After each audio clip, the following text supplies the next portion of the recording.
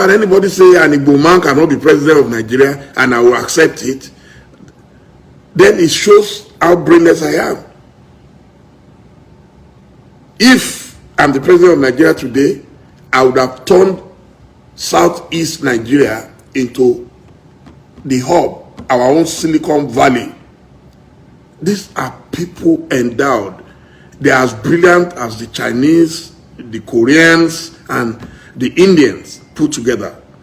We have them. Why are we not using them? But because there was a civil war before, and we said we have forgiven ourselves, and now, but you are forgiving yourselves, but an Igbo man cannot become anything in Nigeria, cannot be president, cannot be trusted to be Inspector General of Police, cannot be trusted. Why? Look at Joe Biden. He has already appointed Nigerians into his government. Already. Before his inauguration, he already appointed Nigerians. He didn't say, because they say Nigerians, so they are very corrupt people, all those stupid, sentiments that people express against us. He appointed them. Why? He saw their talent. He appointed the first black man. Now, Pentagon has a new Secretary of Defense. He's a black man.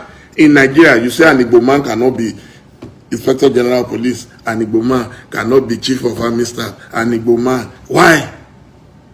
So if you don't want them, if you don't trust them, and they say they want to go, then so why are you then stopping them? Why are you stopping them? You don't want me, and you are saying, even slaves got freedom. These are people contributing to world economy, not just, listen, not Nigerian economy. The Igbos are contributing to world economy. There is no country I have been, I will not find an Igbo man either at the peak of academia, at the peak of business, at the peak of professions. They are everywhere. Medical doctors, surgeons, lawyers, bankers, they are everywhere. And then you come back to Nigeria, you are discriminating against them. And you are saying they will not agitate for their own nation.